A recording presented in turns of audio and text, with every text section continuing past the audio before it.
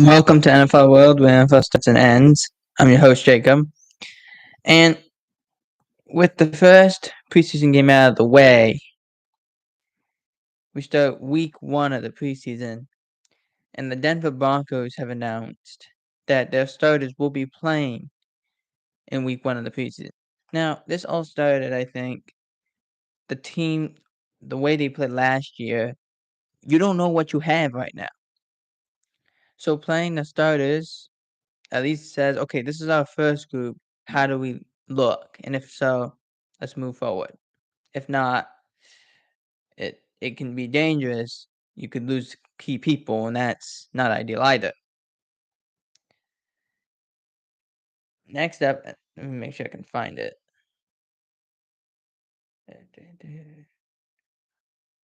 It was put in the back last week on Friday. Here we have the NFL suspended 2 more players for violating the NFL's conduct policy. Chiefs Charles Omenihu and Seahawks Dwayne Eskridge suspended 6 games. It goes on and says 2 of the many were suspended. Colts cornerback Chris Lamons was given 3 game suspension. Chiefs defensive end Charles Omenihu and Seahawks wideout Dwayne Eskridge both handed 6. Both handed a 6-game suspension. And Alvin Kamara, which we will talk about, was handed a 3-game suspension. The 4 players join a growing list of players who will serve suspensions this season. Kamara's and Layman's suspensions stem from the involvement of a fight that happened at the Pro Bowl in 2022 in Las Vegas. Both players can be a participant in preseason and are eligible to return to the active roster on September 25th. Omenihu played with the 49ers last year, signed with the Chiefs this year, had 4.5 sacks, which was a career high. And Eskridge has had a slow start to his career, being a 2021 draft choice, who is behind DK Metcalf, Tyler Lockett, and Jackson Smith and Jigba. Both guys, Omenihu is slated to be ready for the Chargers, and Eskridge would be eligible to return to when the Seahawks face the Browns. It's a disappointing thing. It's not ideal, but at the end of the day,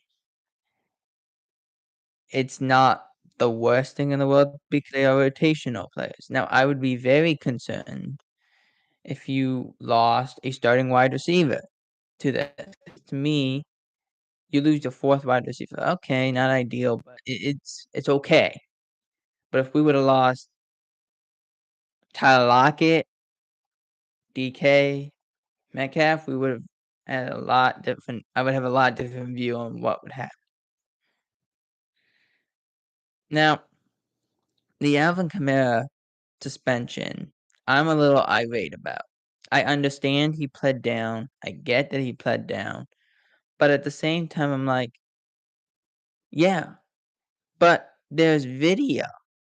There's video of him attacking this person and beating him up, and 8 punches are thrown to the face of this man.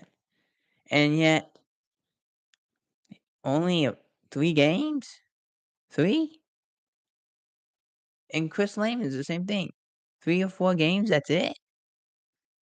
I mean, I'm not trying to be like, there's more evidence towards Alvin Kamara than there was to Tom Brady, than there was to Ezekiel Elliott.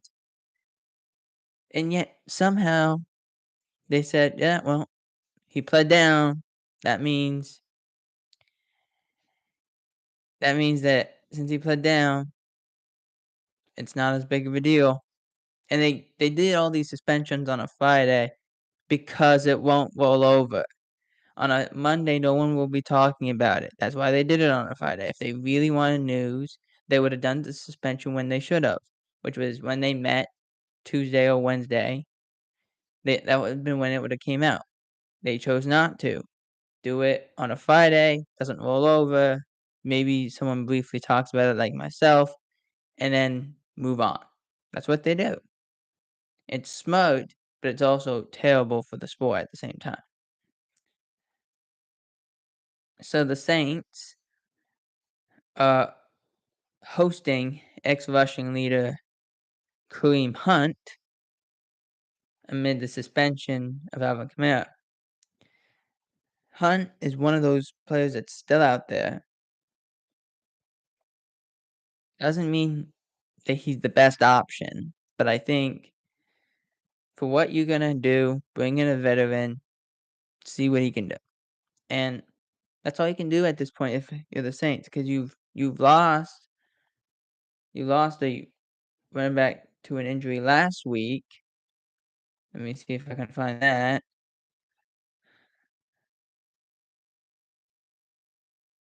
To Yeah, it's right here. Saints running back Benjamin suffered a torn Achilles. He's out for the year. Like, you are very thin. So, yeah, do whatever you have to do. I will make note also, the Broncos have had some injury issues. They lost Tim Patrick. He tore his Achilles, so he's done for the year. That's disheartening to not be able to play for 2 years and have 2 devastating injuries. That's not good. Now, the Eagles, they've made some interesting noise over the last day or so. And Miles Jack and Zach Cunningham. Miles Jack played with the Pittsburgh Steelers last year, had some moderate success. Zach Cunningham played with the Texans last year, had some moderate success. Now, the Eagles put this out because I think it was just a flurry of signings. They just had to put this out. The Eagles went and said, "We're still confident in Nakobe Dean, but we had to sign Zach Cunningham and Miles Jack." Really? You're that comfortable? And it started with the situation was so desired on Sunday night for the open practice. And they were just talking about the linebacker position with how they only had 4 healthy linebackers, off-ball linebackers. They went and signed 2 guys. Now, here's the quote from the Eagles. They said, "I feel really good about Nakobe," Nick Sirianni said. "When he's out there, he's doing a nice job running the defense, being in position, making plays. Had a really big splash play, knocking the ball out, has done really good as far as just in coverage and just being around the football and knowing what to do. So we're really pleased with Nakobe right now. The Eagles have full confidence. He was given first team reps prior to going down with an ankle injury last week. Dean also had the green dot for Sean Desai's defense, which, if you don't know what the green dot means, you are calling the plays. Dean was listed day to day and is quote unquote close to returning. It was just interesting. It was an interesting thing. You just see 2 guys get signed and you're like, this is interesting. This is similar to what happened last year, where they brought in when they brought when they brought in Ndamukong Suh and Linval Joseph. Same thing, except at different times and for different reasons. Next up, Packers to activate Rashawn Gary off the missing last the second half of last season with an ACL tear. The Packers were definitely not the same without Rashawn Gary. They couldn't get pressure on the quarterback. One of the reasons why they felt comfortable with letting go of Zadarius Smith was because of Rashawn Gary. Losing him, they lost their pass rush completely. They had no one that could do it. You're putting guys out there that you hope can do it, but with a linebacker as thin as they were, it's not ideal.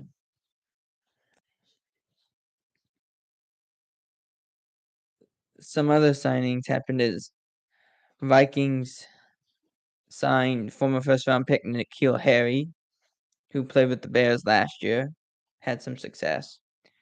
Panthers add four-time Pro Bowler Justin Houston to a one-year contract, $7 million in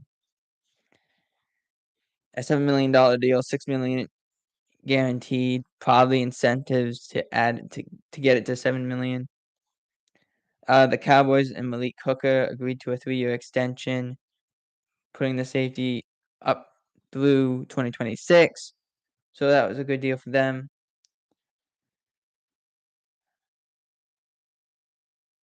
So not too bad. Not a terrible position to be in the signing some of your own. Now, the final two things we have before we go are, let me make sure I have it.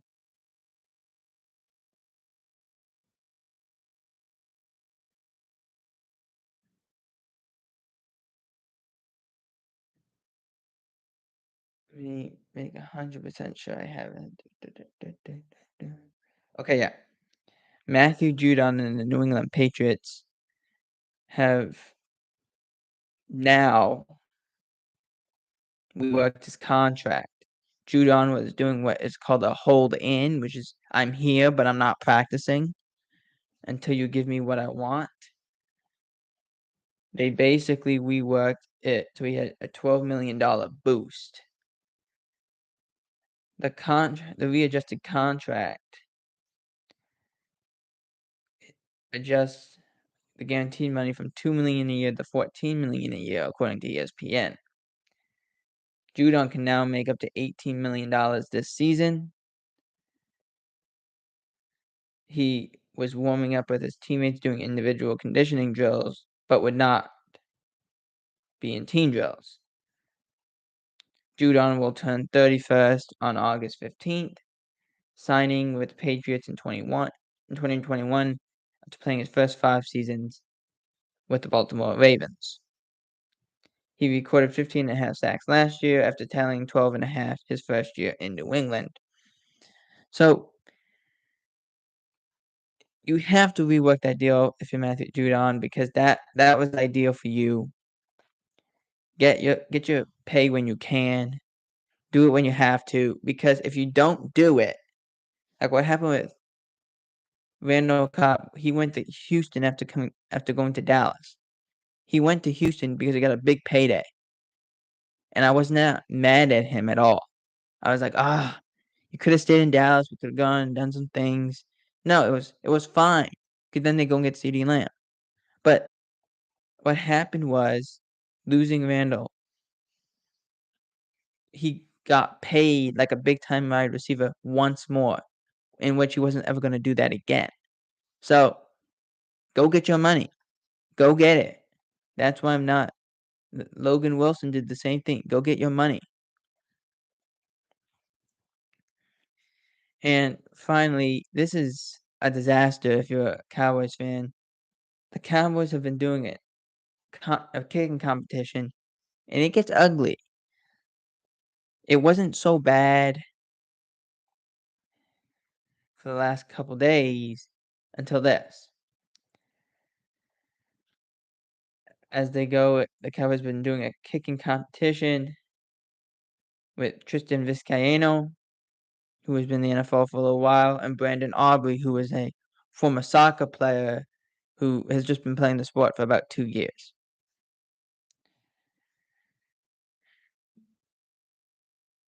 Michael Gelkin went and said about Vizcaino, he missed 4 straight kicks from 33, from 38, from 39, and from 39. The first was a poor operation with a bad snap, so the team reloaded for a second try. He ended up missing all to the left. Vizcaino was 4 of 8 with the bad operation on one of them. Aubrey was 5 of 7, missing from 33 and 42.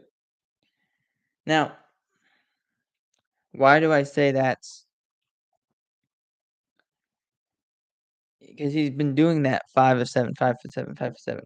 Now, the Cowboys do this thing, which Mike McCarthy has been doing since he was in Dallas, which was let's do what they call mojo moments, which is moment where the kicker has to hit a game winner, hit a game tire, so we can get into overtime. Those 2 kickers went 1 of 6 in those moments. Now, according to CBSSports.com, they say, well, Robbie Gould's still out there, Mason Crosby's still out there, Randy Bullock's still out there, Ryan Succop is still out there. Out of the group, Gould and Crosby would probably make the most sense. But here's what happened. Gould has said that allegedly he doesn't want to do kickoffs. Okay, Brian can do that. Brian Anger can do that. But he also said, I don't want to do. Allegedly, he has said that he doesn't want to do 50-yard field goals. Well, that's kind of what it is. When you're a kicker, you can't really make a choice. Where Mason Crosby, I don't know how much he's got left. He's very up and down. 2 years he'll be bad. 3 years he'll be good. A year he'll be bad. 2 more years he's good. You don't know. The one reason that you would sign Robbie Gould, would be he holds the NFL record for most playoff field goals without a miss, where Crosby played 11 and a half years in Green Bay with Mike McCarthy at the helm. CBS Sports also goes and says that Brett Maher signed with the Cowboys. Now, everything I've heard, there's no way the Cowboys bring back Brett Maher. They felt he didn't play good in the playoffs. He felt the Cowboys kind of threw him under the bus, but he took it, which is what you got to do. You're in a terrible situation. Take it and move on. That's all you can do. But I think the Cowboys are saying, well, what if another team cuts a kicker? Maybe that's what we're stuck with. And so far, it's hard to say that. But I think it will be really interesting to see this first preseason game and see where are they at when the game is going on and not just in practice in Oxnard. And we'll only find that out on Saturday, August 12th. For NFL World, I'm Jacob Hebert. Out.